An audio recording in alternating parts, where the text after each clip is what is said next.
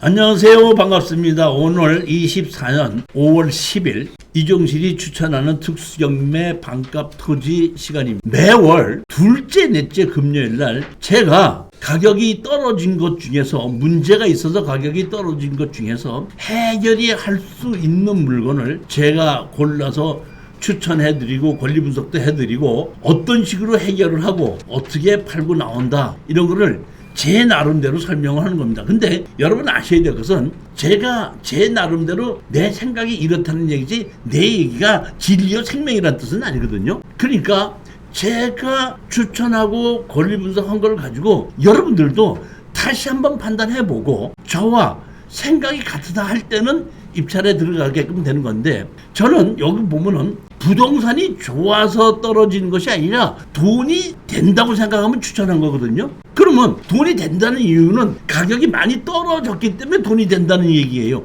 부동산이 좋은 것이 아니라. 그렇기 때문에 절대 제가 다시 한번 말씀을 드리지만은 질러서 받을 생각을 하지 마시라는 겁니다. 여기가 제가 이제 매주 화요일 날 이 토지개발, 도로, 농지, 토지개발 1, 2 이 강의를 하고 있는데, 오늘 이 추천 물건 중에서도 여기에 강의하는 것 중에서 일부를 제가 예전에는 추천 물건 할 때 이 강의 일부를 집어넣지 않았었는데, 이 강의를 듣지 않으신 분들은 이해를 잘 못하시는 분들 때문에 이 강의를 듣지 않으신 분들도 이해를 하기 위해서 여기에 이 강의하는 것 내용을 일부를 여기에 추천할 때 포함한 것이 있습니다. 조금 제가 예전하고는 달리 그냥 추천 물건하고 이 강의를 듣지 않으신 분들은 제가 추천하는 걸 잘 모르시는 분이 있었는데, 이번에 그런 분들을 위해서 일부 편집해서 같이 집어넣었다 이렇게 생각하시면 됩니다. 자, 제일 첫 번째 물건을 보시겠습니다. 2021 타경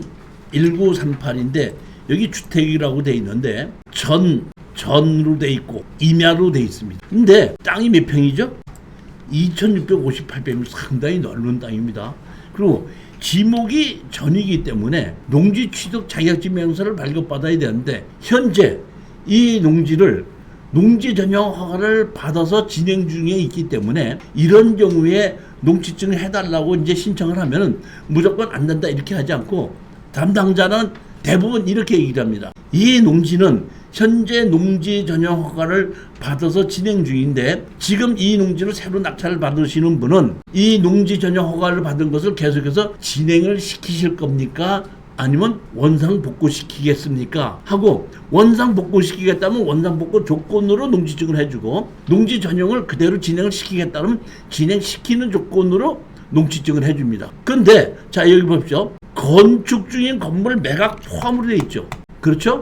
그 다음에 여기 보면 바닥 공구리도 쳐져 있고 일부 건물이 지어진 것도 있고, 여기 보시면 건물이 한 채예요. 요거 한 채인데 사용 승인을 득하지 못한 건물이라고 그랬죠. 즉 이 얘기는 뭐냐면 건물 준공을 받지 못해서 건축물 관리증이 없는 건물인데, 이거를 강제 기입 등기를 해서 가치 경매를 집어넣고 그 외에 나머지 땅도 바닥 공구리 쳐는 것도 다 같이 포함이 됐다는 얘기거든요. 이 얘기는 뭐냐면 원래 건축을 허가를 받으면은 건축주가 먼저 건축주가 있는데, 내가 그 허가 받은 걸 내 이름으로 바꾸기 위해서는 건축주 명의 변경 신청을 해서 먼저 건물 주인과 새로 건물 주인이 계약서를 작성하고 서로 인감증명을 도장을 찍어야지 넘겨봤는데, 이거는 경매에서 건물이 포함이 됐다는 얘기는 상대편에 허가 없이 건축물에 있는 건축 허가서에 있는 것을 그대로 넘겨받을 수 있다 이런 뜻입니다. 그렇기 때문에 이거를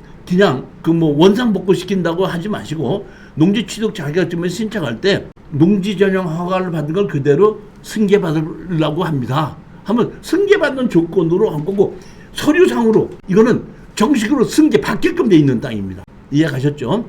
제가 이걸 추천을 한 것은, 자 보면은 9억 7천짜리가 3억 8천까지 떨어졌기 때문에 추천한 겁니다. 제가 여러분에게 수십 번을 얘기를 하는 건데, 땅을 가지고 매매를 해서 매도를 하려고 하는 사람이 제일 어리석은 사람이, 어떤 사람이 어리석다 그랬죠? 제가 땅을 가지고 매도하려고 할 때 제일 어리석은 사람이 누구라고 그랬어요? 전원주택 팔아서 하려고 그러다. 이거 전원주택을 매매하려고 매도를 하려고 이거 만들다가 실패해서 경매로 나온 거 아니에요. 그러니까 우리는 아무리 싸게 샀다고 하더라도 이거 전원주택으로 파는 걸 그대로 계속한다고 할 때는 실패 볼 확률이 높습니다. 자, 한번 권리 분석을 해보시겠습니다. 여기 보면 근저당 설정이 제일 앞선 우리가 기준 권리부터 찾아야 되는데 가장 앞선 압류, 가압류, 근저당 설정이 기준 권리인데 여기 기준 권리로 해서 가압정 평가사가 9억 얼마로 돼 있죠. 설정이. 근데 그 이후에 인수되는 권리가 하나도 없다 보니까 우리는 이걸 낙찰을 받아서 허가권도 낙찰을 받고 땅도 낙찰을 받아서 쌍에 낙찰을 받았는데 여기에 핵심은 뭐냐면 파는 게 핵심입니다. 자, 한번 보시겠습니다. 소유자가 건축 목적 농지 전용 허가 받은 상태로 행정기관에 농지 취득 자격증명 발급 가능 여부 문의 요망 문의하고 하라 있는데 여기 보면 개인이 가지고 있는 땅입니다. 이 전부 다를 여기 감정평가서에 있는 내용을 제가 옮긴 겁니다. 일괄 매각 목록 5에서 8까지는 콘크리트 및 경량 철근 콘크리트 토지 부합물 또는 종물로 보아 매각에 포함했다. 즉 이 얘기는 뭐냐면 콘크리트 자체가 문제가 되는 것이 아니라 허가권이 나한테 넘어오는 겁니다. 자, 보십시오. 목록고 지상의 지시의 건물은 목록 15로 건축법상 사용 승인을 받지 않은 건물로 등기됨. 즉 이 얘기는 뭐냐면 건물이 준공을 받지 못해서 건축물 관리장이 없는데 이럴 때 채무자의 건물이라는 걸 확인시키게끔 되면은 건축물 관리장이 없이 강제로 그 건물을 기입 등기시켜서 그거를 경매로 넘겨받을 수 있다는 얘기입니다. 그러니까 우리는 이 건물 하나는 기입 등기시키고 나머지는 착공 바닥 공무리만 친 거거든요. 그러면 이거를 준공을 시키기 위해서는 우리는 건축물 관리장을 짓던 걸 마저 건물을 다 지어가지고 준공을 해서 건축물 관리장을 만들어 놓으면은 완벽한 건물이 됩니다. 그다음에 농지 취득 자격증명이나 농지 전용 허가 필요 소유자가 건축 목적 농지 전용 허가를 받은 상태로 행정기관의 농지 취득 자격증명 발급 가능 여부의 문의 요함 있는데 제가 보기에는 건축물 그러니까 농지 취득 자격증명서를 안 해줄 이유는 없다는 겁니다. 자, 그럼 한번 보시겠습니다. 지금 매각 물건에 있는 것이 여기는 아직 분할을 하지 않고 여기는 분할을 해서 여기에 있는 땅은 이렇게 땅이 이렇게 잘라져 있죠. 이 잘라져 있는 땅에 저 보면 여기 잘라놓고 이렇게 건물이 지어져 있는 거 요거 한 8개 정도는 제가 보기엔 그대로 그 전원주택지로 팔고 여기 앞에 나머지 땅 있죠. 나머지 땅은 제가 보기에는 그냥 통틀어서 만들어가지고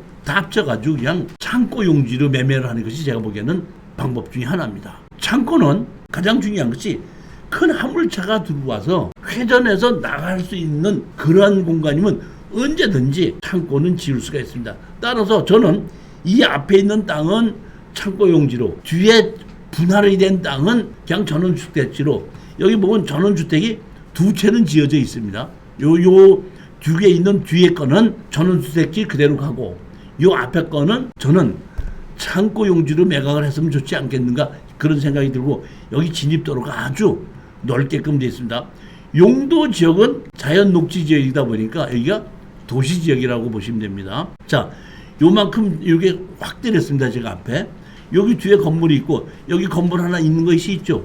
이 건물은 건축물 관리장이 없이 그 강제로 기입 등기해서 경매를 나오고 요 앞에 거는 이렇게 보면 바닥 공구리만 이렇게 쳐놨죠. 바닥 공구리 쳐놓은 게 보이지 않습니까? 이렇게. 자, 이게 보실 겸 되면 진입 도로입니다. 여기 보면 바닥 공구리 쳐놓고 이렇게 철골로 짓다가 중단이 됐죠.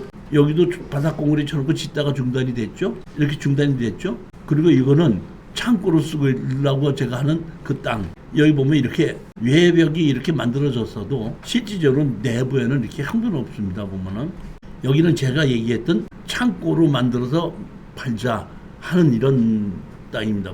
여기 땅도 그렇고 여기 보면 그 감정평가사가 찍은 것은 이렇게 나와 있지 않은데 제가 로드뷰를 보니까 이 도로의 가운데다 이런 식으로 만들고 이쪽 따로 이렇게 돼 있더라고요. 보면 그러니까 그 옛날에는 이것이 이렇게 갈라지지 않았다가 지금 이렇게 바꿔놨는 모양인지 어떻게 되는지 모르겠어요. 앞쪽을 전원주택지로 근데 이 매각에 포함이 안 된 필지예요. 예, 예. 그 지금 포함된 바로 앞에 올라가는 게 지금 차선은 거기로 올라가면 한 8개 정도 전원주택을 지을 수 있게 예. 다 공사가 되어 있습니다. 그리고 요 앞에 있는 땅은 제가 얘기한 대로 창고로 질 수 있는 땅으로. 근데 지금 저기 트럭 있는 고기가 예. 매각에 포함된 게 아니고 그 뒤에 담 있지 않습니까? 여기 담이나. 뒤에 담. 그렇죠. 여기서부터가 포함된 거죠. 위에 거만 게요. 그렇죠. 여기서부터. 상부터. 그렇죠. 요 뒤에서부터인데 여기서부터 이렇게 그러니까 우리가 보게끔 되면은 아까 그 평면도를 보시게끔 되면은 이렇게 보면 여기에 이렇게 지금 여기 있는 도로는 아니고 예. 여기서부터 여기까지라는 얘기죠. 이만큼 들어가서요 보면. 네 맞아요. 그러니까 이 뒤에 있는 겁니다. 트럭 있는 거. 앞쪽에 트럭 있는 건 예, 이쪽이고, 예. 그러니까 이쪽에 앞에 있는 넓은 땅은 제가 보기엔 창고용지를 팔고 이쪽으로는 그냥 파는데 제가 보기에는 창고용지 이거는 제가 보기엔 팔 게 2년이든지 3년이든지 걸릴 수가 있는데 제가 보면 이 앞에 창고용지로만 팔 수가 있다 그러면은 우리 투자금은 뽑을 수 있지 않겠는가 저는 그렇게 생각을 해요. 도로도 만들었고 다 만들었고 배수로도 만들었고 다 만들어져 있고 허가까지 다 받아져 있기 때문에 제가 보기에는 아무 문제가 없다. 단 지르지 말고 말자. 그러니까 여기가 논산에다가 시골이기 때문에 땅값이 그렇게 막 그 뭐 60만 원, 100만 원 이렇게 가지가 않거든요. 근데 제가 보기에는 여기서 40만 원에서 60만 원 정도 사이로 보게끔 되는데 지금 한 5만 원 정도까지 떨어졌으니까 우리가 팔고 나올 때는 뭐 30만 우리가 15만 원 주고 샀으니까 30만 원 정도 주고 팔든지 35만 원 정도 주고 우리가 팔고 나오자. 빨리 팔고 나오자 해서 앞에 창고 용지만 그런 식으로 빨리 팔아서 우리가 투자금은 챙기고 나머지는 두고서 팔리면 팔리고 안 팔리면 안 팔리고 좀 기다려도 되지 않겠는가 해서 이것도 가격이 9억짜리가 3억까지 떨어졌기 때문에 추천을 한 거거든요. 근데 제가 가서 이렇게 추천했더니 뭐래요? 질른다니까. 질르지 말으라니까. 그러면 안 질르면 어떡하냐? 안 질러서 낙찰 못 받으면 다음번에 이런 거 또 나와요, 안 나와요? 또 나와요. 그러니까 질러서 낙찰 받을 생각하지 마시고 1년 동안 내가 한 개만 받으면 된다 이렇게 생각하고 돈 되는 거 하나만 받으면 된다. 그러니까 떨어질 걸 두려워하지 말고 지르지 말고 그냥 이번에 떨어지면 내가 다음번에 다른 것도 골라서 입찰 들어가면 되는데 이런 마음으로 입찰 들어가시라는 얘기입니다. 저는 지르지 않고 입찰에 들어간다면은 수익이 생긴다고 확신했기 때문에 추천을 한 겁니다. 지금 그 위에 예. 아니요. 그 사진 밑에. 요거요? 지금 거기가 경사가 져갖고 이렇게 쭉 돼 있는데 이렇게 약간 경사졌죠. 예. 그 필지가 다 나누어지면서 이게 제일 밑에 거하고 위에 거 사이가 이만큼 돼 있는데 그걸 여기처럼 다 뚝을 다 쌌어요. 예. 그걸 이제 허물어야 되는데 제가 보기에는 별로 그렇게 어렵지는 않아요. 그런 거는 별로 어렵지 않아요. 그러니까 그 공사를 안 하는 사람들은 그런 게 조금 어렵다 이렇게 생각하는데 저는 평생을 공사했기 때문에 그런 거는 뭐 별로 문제가 되지 않는다 이렇게 생각하니까 하여튼 그 여기 또 근처에 계시니까 이게 현장 답사를 다 해보셨는 거예요. 도로가 넓어서 우선은 6m 이상 되는 도로라서 이게 여기 있는 도로가 넓어요. 그래서 네, 제가 보기에는 창고 용지로 아주 좋아요. 그러니까 창고를 제가 보면 크게 짓지 말고 한 6, 70평씩 또는 100평 미만으로 해갖고 2개나 3개 정도 지어가지고 야적장하고 같이 쓸 수 있게끔 임대를 주면은 최고 좋습니다. 지금 뭐. 큰 길하고 그렇게 자, 이거 보시면 위치도 자 보세요. 위치가 이거 보면 여기가 논산시청이잖아요. 논산시청에서 그 밑으로 해서 보면 약 3km밖에 안 되잖아요. 이 논산시청 요 근처는 60만 원에서 100만 원 정도 이렇게 가는 땅이에요. 보면 논산시청에서 그렇게 먼 곳은 아니에요. 보면 여기 보면 뭐도 있죠? 건양대학교도 있고 건양대학도 있고 그거 하기 때문에 아주 나쁜 자리는 아니라는 겁니다. 그런데다가 대려변에 넓은 땅이기 때문에 얼마든지 창고로 빌려주고 창고로 쓸 수 있는 것만 가지고도 내가 투자금을 뽑자 그런 생각에 추천한 겁니다. 자, 두 번째 물건 보겠습니다. 이건 제가 예전에 추천했던 물건인데 그 당시에 추천했을 때가 이게 뭐야? 변경이 됐어요. 그럼 이번에 왜 다시 추천했냐? 여기 보면 변경되고서 12월 달이죠. 12월 달에서 2월 달이 병동 지금 5월 달에 나오다 보니까 지금 한 3, 4개월 지났거든요. 그렇기 때문에 이제 예전에 추천했어도 혹시 잊어먹었지 않을까 싶은데 제가 보기에는 이것도 상당히 그 뭐랄까 투자하기 아주 좋은 땅이니까 틀림없습니다. 다시 말씀드리지만 이런 거는 법인으로 투자하는 겁니다. 법인으로 투자해서 사서 임대를 주고 그 다음에 3년이 지나고 난 다음에 팔으려고 했을 때에 이 창고를 파는 것이 아니라 법인을 그냥 넘겨줘 버려요. 그러니까 땅의 건물에 대한 양도소득세가 아니라 주식을 넘겨주는 걸로 봤는데 3년 이내에 주식을 넘겨주면 부동산을 파는 걸로 해서 양도소득세가 나옵니다.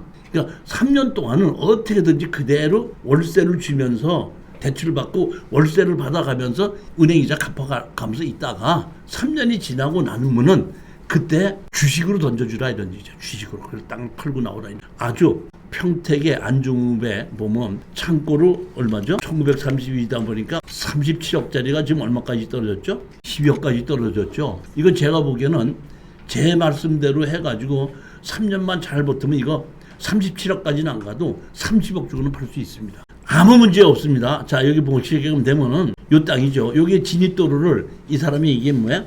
사서 요만큼 부족한 걸 사서 만들어 놨고 여기 도로가 있는데 여기 보면 요 땅이죠.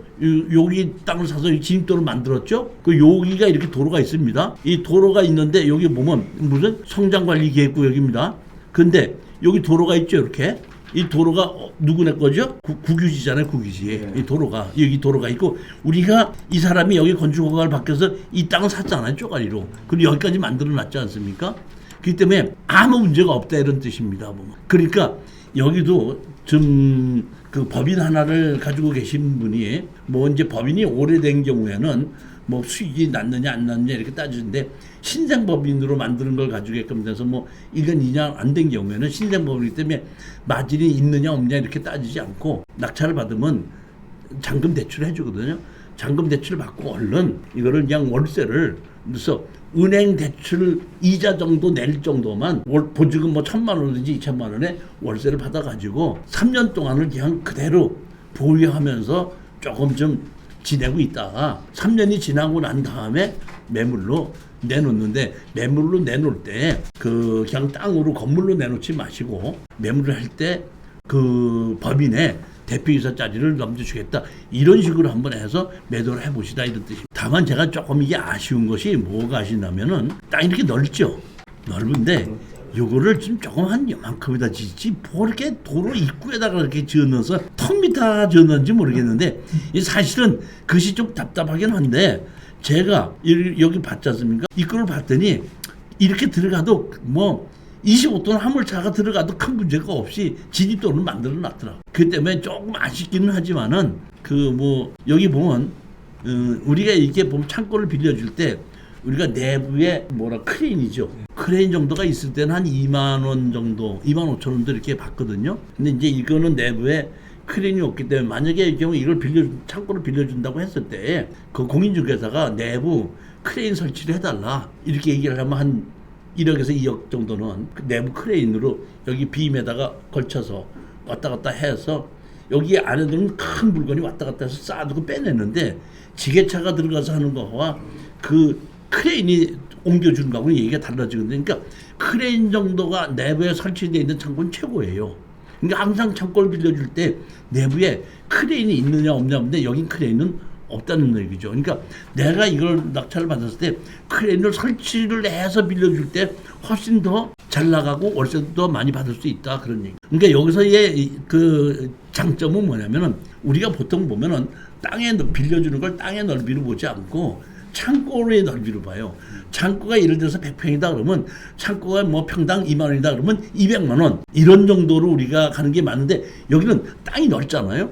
그러니까 이렇게 내부 창고 말고도 땅이 넓을 때는 공장에 관한 법률에서 자기들이 컨테이너를 갖다 놓고 쓸 수도 있고 뭐 야적할 수 있는 거를 뭐 텐트 같은 걸 쳐놓고도 야적을 할 수 있기 때문에 그 땅이 넓기 때문에 그런 면으로 필요한 요건이 있는 사람에게 빌려줄 때는 우리가 더 수익을 받고 월세를 더 많이 받으면서도 빌려줄 수가 있다. 다만 이 안에 크레인이 없는 것이 단점이다. 그 말씀만 드리는 건데 그래도 크레인이 없어도 39억짜리가 10억까지 떨어졌으면 내가 1, 2억 주고서 크레인 설치 못할 게 뭐가 있냐 이런 얘기입니다. 이런 거는 그 경락장금 법인으로 되게끔 되면은 경락장금 한 70% 정도는 여기가 이제 평택에서 가깝기 때문에 평택에서 이 가까운 곳은 기본이 대로변 옆에 있으면 아무리 싸도 150만 원 이상씩은 다 기본이. 우리가 지금 평택에 우리가 백봉리에 나온 것도 그 도로가 그렇게 넓지는 않거든요. 한 3m 밖에 안 되는데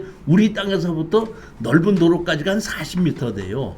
공인중개사를 몇 명 만나보면은 요게 6m 도로만 접했으면은 150만 원씩 받는 거 아무 문제가 없습니다. 그 우리 시골에 있는 그 낙찰 받은 땅도 근데 조금 그 작은 도로에서 여기 진도로가 한 50m가 폭이 한 3m, 4m 정도밖에 안 되기 때문에 거기서 조금 나중에 만약에 임자가 생긴다 그러면 한 1, 20만 원 정도는 내고 할 생각을 하셔야 됩니다.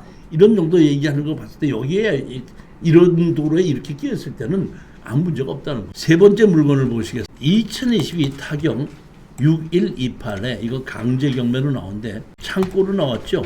근데 땅이 몇 평이죠? 487평인데 지목이 뭘로 돼 있죠? 대지로 돼 있어. 이것도 사실은 먼저 번에 제가 추천을 했는데 어떤 사람이 상당히 비싸게 질러서 낙찰을 받은 걸 보고 저렇게 질를 건 아닌데 했는데 미납을 했거든요.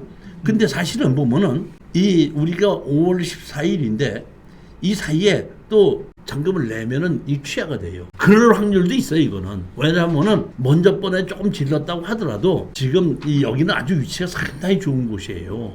자, 한번 보시겠습니다. 스레트 지붕 단층 창고가 있죠. 자, 보면 여기 보면 김 누구 조 누구하고 2분의 1씩 지분으로 갖고 있어요. 근데 이미 개시 결정 이렇게 돼 있습니다. 보면 이 땅이 이렇게 돼 있죠. 대리원 옆에 있는 겁니다. 자, 여기 보십시오. 여기 뭐가 돼 있죠? 토지거래 허가구역으로 돼 있죠. 제2공항개발사업 예정지역이죠. 그러니까 여기는 일반 매매로는 팔 수가 없습니다. 그러니까 여러분들이 이거를 낙찰을 받아도 누가 산다는 사람이 있어도 팔지 못합니다. 토지거래 허가지역이기 때문에 그건 아셔야 됩니다. 자, 토지거래 허가지역인데 팔지는 못했는데 제가 추천했다는 얘기예요. 여기 보시게끔 되면은 이 땅이 있죠. 제가 제주도에 가서 요즘 이제 좀 투자를 해놓고 있는데 이런 돌로에서 창고 만들어 놓고 커피숍 만들어 놓고 옆에다가 그 마당에다가 감귤나무 몇 개 만들어 놓고 사진 찍을 때 만들어 놓은 이 곳은 들어갈 자리가 없이 일반으로 그러니까 집을 잘 진 현대식 집을 진 것이 아니라 이렇게 제주도에 있는 옛날 돌로 집어넣고 인테리어만 깨끗이 하는 거. 그리고 바깥에 감귤나무 무슨 나무 이렇게 몇 개 심어놓고 사진 찍고 뭐 할 수 있는 분위기만 만들어 놓은 곳은 정말 찾을 자리가 없어 못 들어가요 보면. 자, 그런데 여기 보면 완전히 돌로 이렇게 만들어져 있죠. 내부도 깎이색이 돼 있죠. 이거 내부 천정하려고 하지 마시고 현재 있는 걸 갖고 그대로 이렇게 좀 저 같으면은 인테리어 그대로 하겠습니다. 저 같으면은 창문만 조금 바꾸고. 자, 이게 보면 대로변에 2차선 대로변 옆에 있죠. 자, 그러면 제2공항 예정지가 여기거든요. 그렇죠. 그러면 우리 땅이 어디냐면, 자, 우리 땅이 여기죠. 우리 땅이 어디냐면 여기에요, 여기. 우리 땅이 어디야? 여기에요. 그러니까 여기 공항 만들어주면 이 대로변, 공항에서 나온 대로변도 이쪽으로 넘어가는 바로 2차선 대로변 옆이 여기라는 곳이에요. 여기 위치가 여기 정확하게 나오지 어딘지 아시겠죠? 역시 뭐 여기입니다. 이게 여기 이렇게 꺾어지고 이렇게 꺾어진 데 아니에요. 보면 이렇게 보면 이렇게 나와서 여기 꺾어진 데 아니에요. 우리 낙찰 받는 데가 지금 여기 아니에요. 여기 그렇죠? 여기잖아요. 지금 그만큼 가깝다는 얘기거든요. 다만 단점이 토지 거래 허가 구역으로 묶여서 바로 팔지 못한다는 얘기거든요. 그러니까 여러분들은 제가 말씀드렸듯이 여기에 있는 창고를 리모델링을 해서 이거를 설계를 근린생활시설로 바꿔가지고 영업행위를 하고 있으면서 나중에 팔고 나오는 겁니다. 거기서 토지거래 허가구역이죠. 토지거래 허가구역은 토지거래를 하기 위해서는 허가를 받아야 되죠. 허가를 받는데 목적이 있어야 되죠. 집을 짓는다 뭘 한다. 여기에 목적을 그 영업행위를 하고 그 조건으로 허가를 받으면 제가 보기에는 허가를 받을 수 있는 걸로 봅니다. 그러니까 일반 땅으로 만들어서는 허가가 안 되지만은 여기를 근린생활시설로 만들어놓고 사업자 등록증을 만들어놓고 영업을 하게끔 만들어놓고 영업하는 걸 조건으로 파는 겁니다. 못 파는 것이 아니라 그러니까 아무것도 안 하고 땅을 그냥 집을 짓겠다 하면 지어야지 되는 거거든요. 그럼 이 땅에다가 450평 내가 집을 지을 수 있고 그런 조건으로 내가 하지 말고 지금 사서 이거를 근린생활시설을 그러니까 창고를 근린생활시설을 바꿔서 사업장을 만들어서 영업행위를 하고 영업행위를 하는 걸로 하는 그 영업장을 매도를 하는 겁니다. 그렇게 해서 허가를 받으면 어떠냐 제 생각이에요. 그건 아까도 말씀드렸지만은 제 생각이 다 맞는 건 아닌데 틀릴 수도 있지만은 그냥 어떤 생각해 봤을 때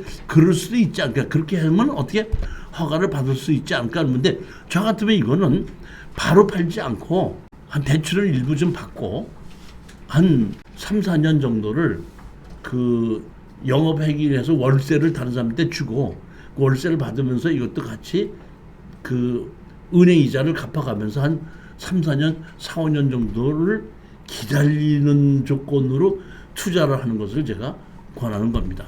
그리고 여기는 이 제주도가 지금 부동산 가격이 상당히 많이 하락이 돼 있는데 그래도 제주 공항 주변에는 토지 거래 허가만 받으면 거래가 됩니다. 그러니까 토지 거래 허가를 받기가 어려워.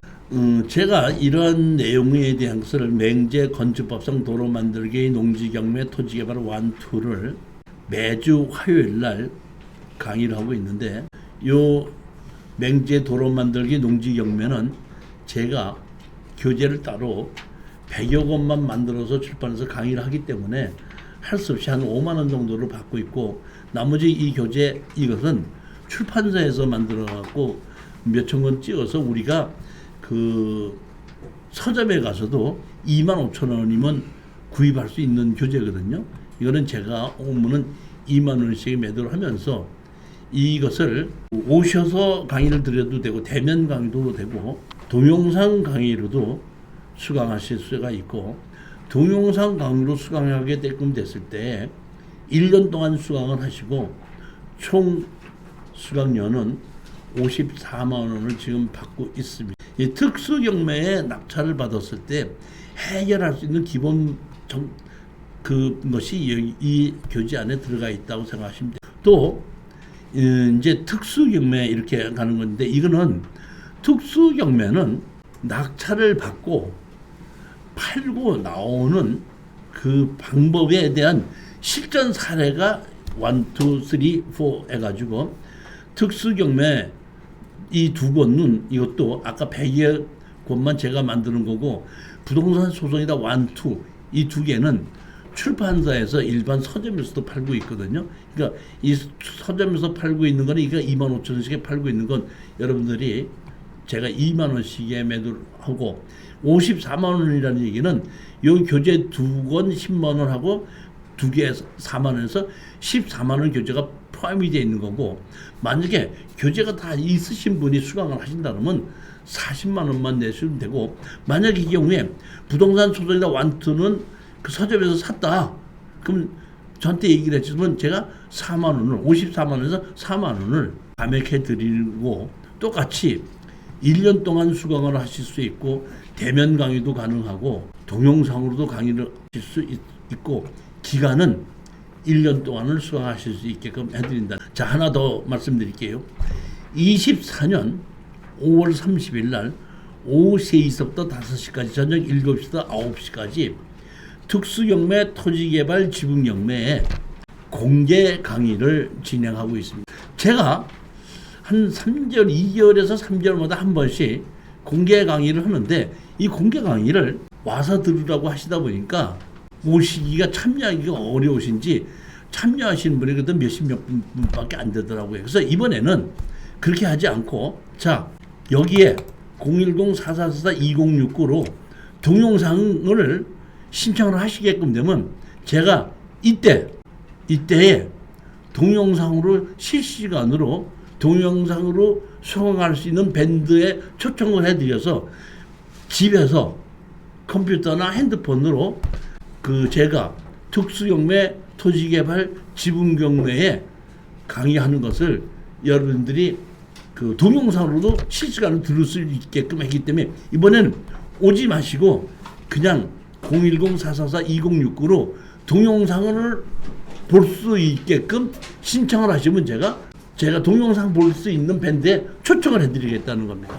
그러니까 아무 때나 집에서 보셔도 된다 이렇게 생각하시면 됩니다. 네 번째 물건입니다. 네 번째 물건은 이거는 과수원이기 때문에 농지 취득 자격증명서가 필요한데 여기 보시면 감정가가 2억 1,900짜리가 9천만 원까지 떨어졌습니다. 이거는 농지 연금으로 신청해도 되고 이것도 제가 보기에는 뭘로 하자면 야적장으로 쓰면 좋겠다 싶은 생각에 의해서 개발행위 허가를 받아서 창고를 지어도 되고 아니면 그냥 연금으로도 신청해도 됩니다.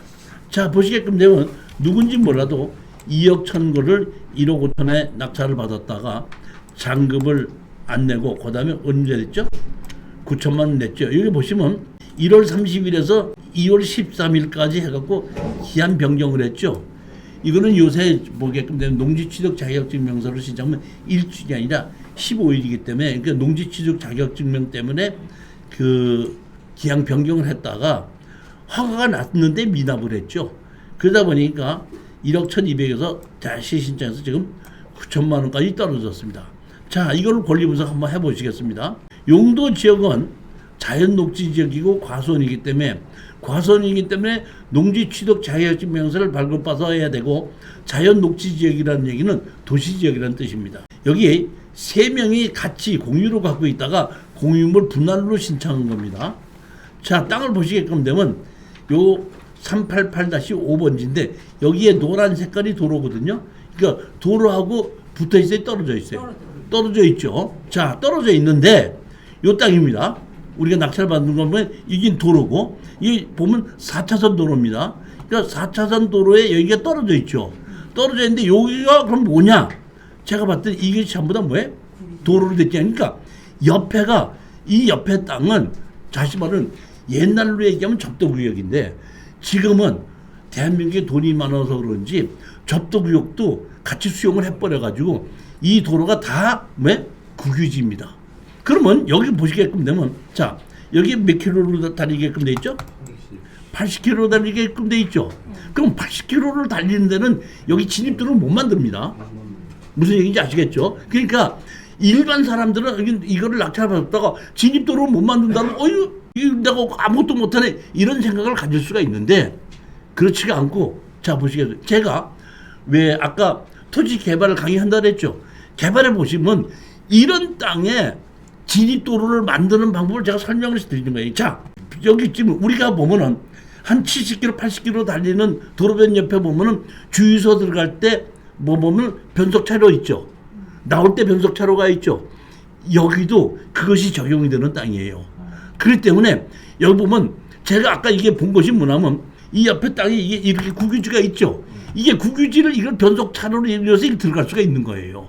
만약에 이것이 국유지가 없이 개인 땅이라 그러면 이건 변속차로가 못하기 때문에 진출이 못해요. 이해하셨습니까? 그렇기 때문에 이런 경우에는 이 옆에 땅을 가지고 한 100여 미터, 80미터면 100미터가 필요합니다. 진출입 그 변속차로가. 그러니까 100미터 전서부터 이쪽 옆에 국유지 도로로 진입을 하게끔 돼. 이렇게 국유지인 경우에는 그거를 점유허가를 받는다 그래요, 우리가. 점유허가를 받아서 이쪽으로 들어와서 이쪽을 통해서 속도를 줄여가면서 들어가고 나갈 때도 한 100여 미터가 필요해서 나갈 때도 필요하다 보니까 이거를 땅을 낙찰을 받아서 그러한 개발행위 허가를 받기 위해서는 토목설계사업에서 의뢰를 해서 제가 보기에는 그렇게 해서 창고를 만들어서 대리를 해줘도 되고 아니 난 이거 저거 다 귀찮아 그럼 뭐 해요? 농지연금 신청해도 된다 이런 얘기입니다. 자 그러면 농지연금에 대해서 잠시 설명을 드릴게요. 가입 연령이 얼마죠? 60세 이상입니다. 그러니까 현재 보게끔 되면 24년의 경우 64년 12월 31일 이전 출생자입니다. 야, 64년생도 올해 뭐가 되는 해죠? 네? 64년생이 올해 뭐가 되는 해죠? 요새 보면 유명한 정치인이 64년생이 몇 명 있더라고요. 뭐 누구라고 얘기는 하지만 그분들이 이제 보면 드디어 그 농지 연금을 받을 수 있는 사람들이고, 그 다음에 뭐 이렇게 옛날 같으면 뭐 회갑도 하고 그러는 사람들이죠. 자, 근데 영농 경력이 얼마야 되죠? 5년 이상이 됩니다. 5년 이상이 돼야 되는데, 예전에는 영농 경력이 5년 이상만 됐으면 되는데, 요새 경매나 공매로 산 경우에는 영농 경력 5년뿐만 아니라 내가 그 농지 연금을 받으라는 것이 2년 이상을 집적 농사를 지어야 되는 겁니다. 그러니까 내가 영농 경력이 예를 들어서 3년밖에 없다 그러면은 이것을 사서 2년을 더 채우면은 자기가 그러니까 농지 연금을 받으려는 땅을 농지를 반드시 2년은 농사를 지어야 되고, 그다음에 영농 경력이 5년 이상 있어야 되는데, 이미 영농 경력이 5년 이상 있던 사람은 이걸 사서 바로 농지연금 신청을 못 한다는 겁니다. 다시 2년 동안은 농사를 지어야 된다 이런 얘기죠. 그것만 한다 그러면 아무 문제가 없습니다.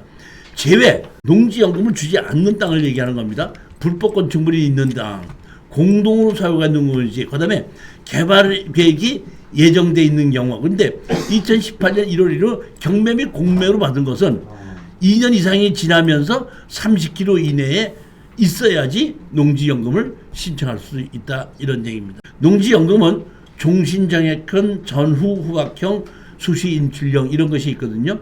그러니까 평생 동안을 제가 똑같은 금액으로 받는다고 신청하든지, 아니면 내가 뭐 80세까지는 많이 주고 그 이후에는 좀 적게 달라 이런 것도 있고, 수시인출형이 있어서 30%를 미리 주는 것이 있는데, 우리 수강생이 낙찰을 받아갖고 수시인출형으로 얼마 전에 신청했더니 자금이 없어서 수시인출형 지금 당장은 못 해줍니다 이렇게 얘기를 해서 그 뭐 안 된다 이렇게 얘기하더라고요. 제가 이게 농지연금을 받는 걸 가지고 제가 유튜브에 올린 적이 있는데, 유튜브에 올렸더니 누구일까 한 사람이 댓글을 달았더라고요. 그러니까 그 당시에 보면 12억짜리가 4개 떨어져서 낙찰을 받아 5억의 낙찰을 받아서 연금을 신청해라 이렇게 얘기했더니, 그분이 뭐라고 댓글을 달았냐면 이렇게 댓글을 달았더만, 아무리 12억짜리를 6억에 5억의 낙찰을 받았어도 농지연금을 줄 때는 농어촌 공사에서 감정을 다시 합니다. 다시 하는 거 맞아요. 틀린 얘기 아닙니다. 근데 자 보십시오. 감정평가사가 자기 맘대로 감정해요? 원칙이 있습니까? 그러면 먼저 감정사가 12억에 감정한 걸 그 다음 감정사가 7억에 감정했다는 둘 중에 하나는 틀린 거죠. 즉 이 얘기는 뭐냐면, 먼저 감정사가 12억에 했어도 그 다음 감정자가 낙찰을 5억에 받았다고 해서 6억에 감정하는 사람은 없다는 거예요. 먼저 가격하고 10% 이상 안 틀려요. 그러니까 먼저 경매로 감정이 12억이 됐는데 다시 감정 신청해봐야 떨어졌으면 11억이지, 그것이 5억에 낙찰 받았다고 해서 6억에 감정되는 건 아니라는 거예요. 물론 감정을 다시 하는 건 맞는데, 그 사람이 거기에 댓글 쓴 거는 제가 이게 12억에 이제 감정가로 됐을 때 5억이 떨어졌으니까 이걸 다시 이렇게 한 10억 정도로 해서 우리가 연금을 신청할 수가 있다 이렇게 얘기했더니, 거기에 대한 반박에 이제 그 답변을 이렇게 썼는데, 제가 그 유튜브에 답변을 쓴 걸 가지고 거기서 제가 저한테 수강 오는 사람도 아닌데 그것이 맞다 틀리다고 거기서 그 다툴 이유가 없기 때문에 답변서를 저는 올리진 않았는데, 우리 수강생들은 그 얘기를 믿으라 이런 얘기입니다. 절대 먼저 감정사가 12억 했던 거를 경매로 나와서 낙찰을 5억에 받았다고 해서 다시 연금을 신청한다고 했을 때 그 사람이 낙찰을 5억에 받았으니까 5억이든지 6억에 감정하는 일은 없다는 겁니다. 감정사는 감정하는 데 원칙이 있는 거예요, 보면.